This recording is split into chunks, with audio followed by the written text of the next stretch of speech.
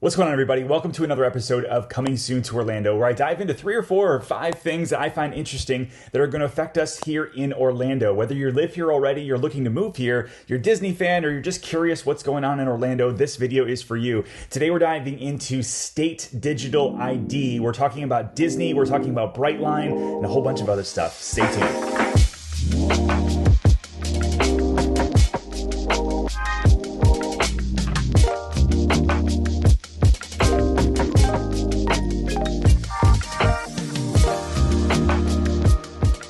So the first story we're going to talk about today is just kind of a recall back to 2 weeks ago when I talked about Zillow leaving the market here in Orlando, and how does that actually affect us? Well, WESH2 News and a couple other news organizations kind of dug in to figure out how many homes does Zillow actually own in Orlando in the 5 county areas being Polk, Orange, Lake, Osceola, Seminole County. They have 574 homes that they actually own. As of this morning, there's currently 5,430 houses for sale, of which 30 of them are owned by Zillow. So the speculation on that Zillow is going to dump 500 homes on the market and increase our inventory by 10% scared a few people. Well, let's kind of break this down in a few things. One, they don't own any houses that are worth more than $500,000. In fact, their highest priced home on the market today was $474,000. The market that needs the most amount of inventory is the bottom bracket of homes. If you look at the 5,400 homes that are on the market today, and I know this is a lot of numbers, so stay with me here, 4,000 of those 5,400 are under $500,000. And so when you look at our market, they would be dumping a significant portion overall if they were to hit that. But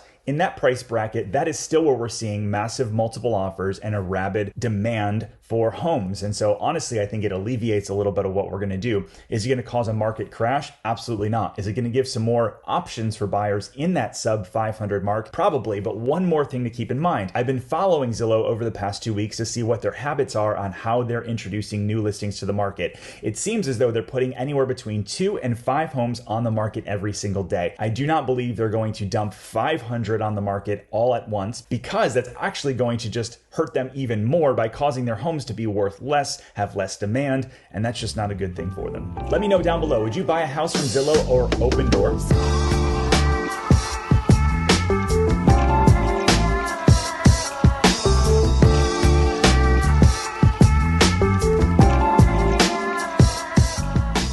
The next story is one of our most viewed on the Orlando Reel, and something that people have talked about for a decade or so, which is how do we bring high-speed rail to Florida, and specifically Orlando? This week I found out that Brighline is finally moving forward with their plans to their schematics and bidding process of bringing the Brighline to Orlando. Not only are they going to run from Miami to Fort Lauderdale and then Fort Lauderdale to West Palm Beach, but then there's going to be a straight line up Florida that's going to get you all the way to Cocoa Beach, and this is where it gets exciting. There's going to be a new line put in that's going to run from Cocoa Beach to MCO International, from MCO International to roughly the Disney Springs area, it seems, and then from Disney Springs to Lakeland, and Lakeland to Tampa. And so why is this important? The new line that's going to run from Cocoa Beach to Tampa is really going to tie in the whole area. And this kind of goes back to a couple weeks ago when I started talking about the whole Metroplex area. I had another one of you guys as comments on my YouTube channel here that mentioned Orlando and Tampa could really kind of be like the DFW, maybe not even just the Miami, Fort Lauderdale, but sort of the Metroplex of an area. And really, transportation is a huge piece of this. It's going to travel from Cocoa Beach to Tampa in roughly 2 hours, going 125 miles an hour. And so I think it's going to be great for you guys visiting the area, coming from the airport to Disney Springs, or if you want to live down in Lakeland and you want to work in Tampa or Orlando.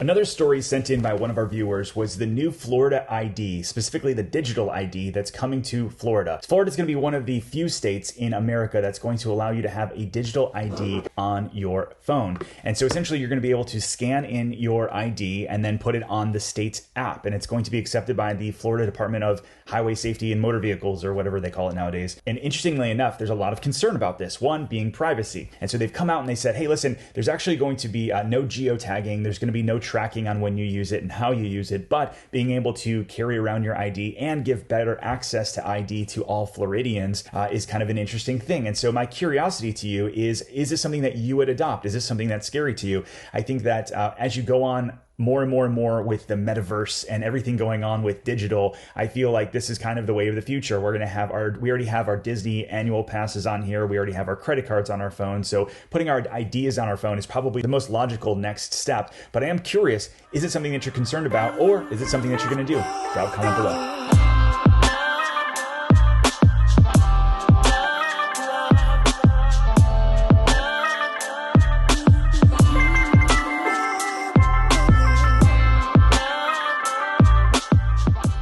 Now, the fourth story I want to talk about is really more Disney news than it is Orlando, but stick with me because it is interesting. The third story, when we just talked about everything going online with our digital ID and everything sort of becoming part of the metaverse or whatever Web 3.0 is going to be, is interesting because Disney has now released their first NFT projects on an app called Vivi, or VEVE. And so if you go on Vivi, you can look at the different NFT projects that Disney has licensed to this company, and you can get Disney, Star Wars, Marvel, and a whole bunch of other things on this app. And it's really interesting. You actually buy gems on the App Store, and then you can buy some of your favorite Disney NFTs as they drop. Some of these things are selling for $30 to $60 a piece, and then hours later are getting resold for $400, $500, $600. Currently, there's a Mickey Sorcerer's hat on sale for 1,000 gems. The problem with some of this stuff is that once you buy something and it increases in value, even if you sell it, you can't convert it back to currency. And so that's kind of like the really big unknown for me. And so as we start thinking about how we interact with the theme parks here with VR technology and how so many more things are going online, I'm curious, are you going to dig into NFTs the same way you would merchandise at the theme parks, or is this something that you're going to pass on? Let me know.